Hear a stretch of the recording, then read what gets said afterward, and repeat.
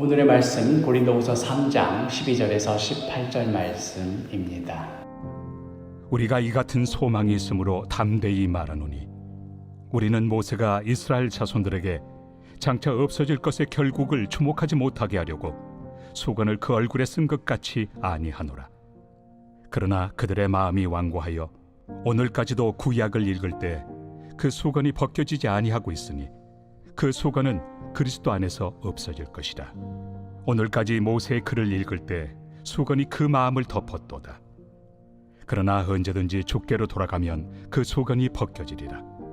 주는 영이시니 주의 영이 계신 곳에는 자유가 있느니라. 우리가 다 수건을 벗은 얼굴로 거울을 보는 것 같이 주의 영광을 보매 그와 같은 형상으로 변화하여 영광에서 영광에 이르니 곧 주의 영으로 말미암음이니라. 고린도 교회 성도들이 눈에 보이고 또 사람들이 어떻게 인정해 줄 만한 그런 추천서를 요구하는 것에 대해서 바울은 고린도 교회 성도들 그 자신들이야말로 그리스도께서 친히 쓰신 편지요, 이것은 눈에 보이는 먹으로 쓴 것이 아니라 살아계신 하나님의 영으로 그 마음판에 쓴 것이라고 답해 주었습니다.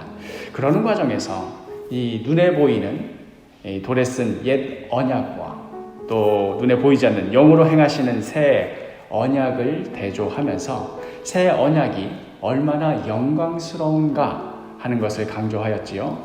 그 과정에서 오늘의 본문이 계속해서 이어지는 겁니다. 13절에 우리는 모세가 이스라엘 자손들에게 장차 없어질 것의 결국을 주목하지 못하게 하려고 수건을 그 얼굴에 쓴 것 같이 아니하노라. 바울이 전하는 복음은 모세가 전하였던 율법, 옛 언약이 그러했던 것처럼 수건을 그 얼굴에 쓴 것과 같지 않은, 수건이 벗겨져서 아무것도 가려워진 것이 없는, 환히 드러나 보이는 새 언약이라는 것이지요. 바울이 지금 이스라엘 백성들이 출애굽을 하는 과정에서 벌어진 일에 대해서 지금 언급하고 있는 것인데요.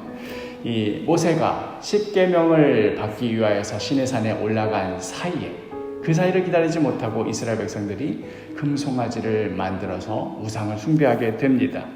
이제 그 모습을 보고 진노한 모세가 받아 내려온 그 돌판을 던져서 깨뜨려 버리고 말지요.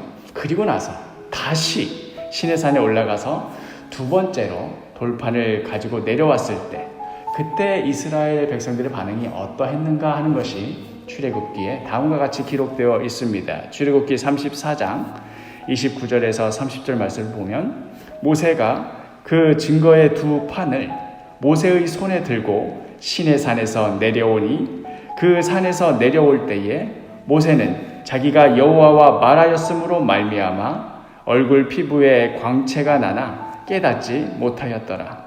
아론과 온 이스라엘 자손이 모세를 볼 때에 모세의 얼굴 피부에 광채가 남을 보고 그에게 가까이 하기를 두려워하더니, 하나님을 대하여서 그 말씀을 받아 가지고 내려온 그 모세의 얼굴조차도 이스라엘 백성들은 그 광채를 두려워서 가까이 하기를 무서워하였습니다.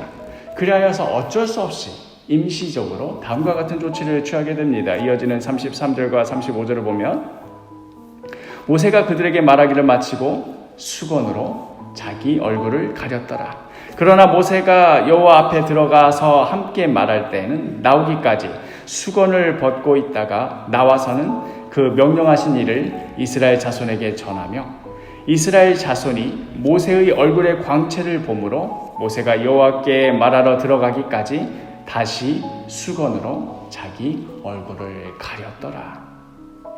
출애굽기 본문에는 모세가 자신의 얼굴을 수건으로 가린 이유에 대해서 백성들이 그것을 보기 두려워했기 때문이다 라고만 되어 있지만, 더 나아가서 그 두려움의 근원이 무엇인지, 또 왜 그래서 수건으로 가려야만 했던 것인지 그 이유가 명시적으로 나와 있지 않습니다. 그러나 사도 바울은 바로 이 사건, 이 본문을 두고 다음과 같이 해석하는 것이지요. 이것이 바로 옛 언약의 한계이다.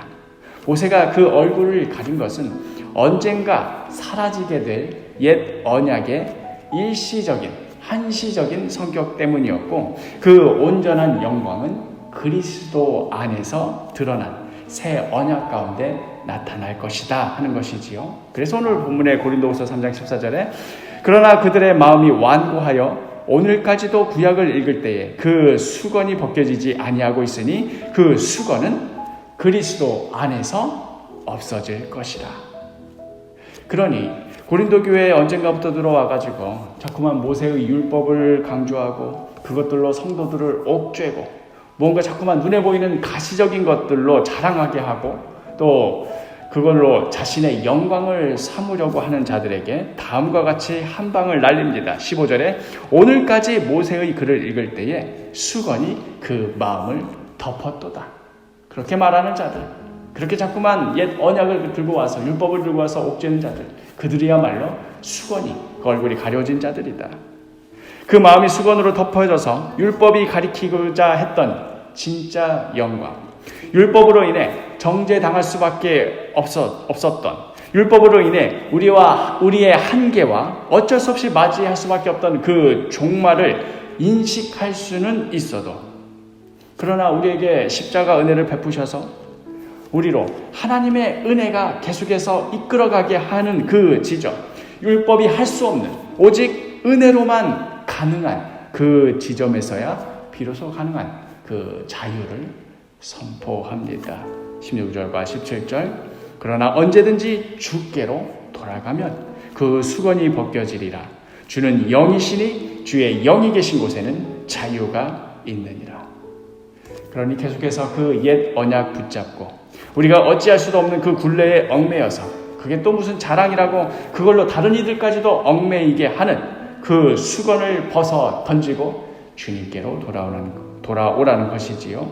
그리할 때에 오직 주님의 은혜로 말미암아 우리의 죄의 굴레에서 자유케 되어서 하나님의 자녀로 삼으시고 뿐만 아니라 성령의 능력으로 날마다 주님의 형상으로 빚어져 가게 되는 그 놀라운 역사를 경험하게 될 것이라고 강조하는 것이지요. 마지막 18절에 우리가 다 수건을 벗은 얼굴로 거울을 보는 것 같이 주의 영광을 보매 그와 같은 형상으로 변화하여 영광에서 영광에 이르니 곧 주의 영으로 말미암음이니라.